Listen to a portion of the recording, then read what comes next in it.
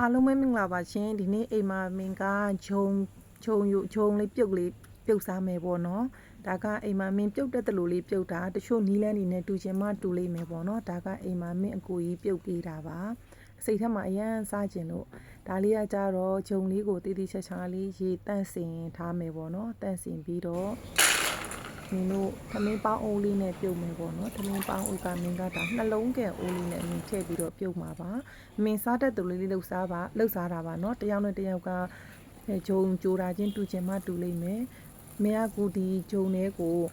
ရေမြုပ်အောင်ပေါ့နော်သမင်းပေါင်းအိုးနဲ့ပဲတင်မှာဆိုတော့ရေမြုပ်အောင်တစ်ခါတည်းထည့်လိုက်တယ်အရသာအတွက်မင်းစားလေးပါတစ်ခါတည်းထည့်လိုက်တယ်နော်သူကအရသာလေးစားကောင်းသွားအောင်ဒါဆိုရင်ဂျုံလေးကနတ်သွားပြီပေါ့နော်ပေါင်းလေးနဲ့ပေါင်းထားတာရေခမ်းသွားပြီဆိုတော့မင်းတို့အဲ့ဒါလေးကိုနွားနို့ကိုစားကျင်တဲ့လောက်ပေါ့နွားနို့လေးရေမြုပ်အောင်အစီလေးတွေဂျုံစီလေးတွေမြုပ်အောင်ထည့်မယ်နော်နွားနို့များများလေးပေါ့အရှိုအတွက်ကကြတော့ထညက်ကလေးထည့်မယ်ထညက်ကသဲနည်းနည်းပါမှာဆိုတော့အမင်းကြိုထားမယ်ဒီဘက်မှာဒီဘက်ကကြတော့ဂျုံနဲ့နွားနို့နဲ့ကိုပြုတ်ထားပါမယ်ထညက်ကလေးကိုတေချာလေးကြိုလိုက်ခါမှသူကသဲတွေမပါမှာလေစစ်ထုတ်ပလိုက်တယ်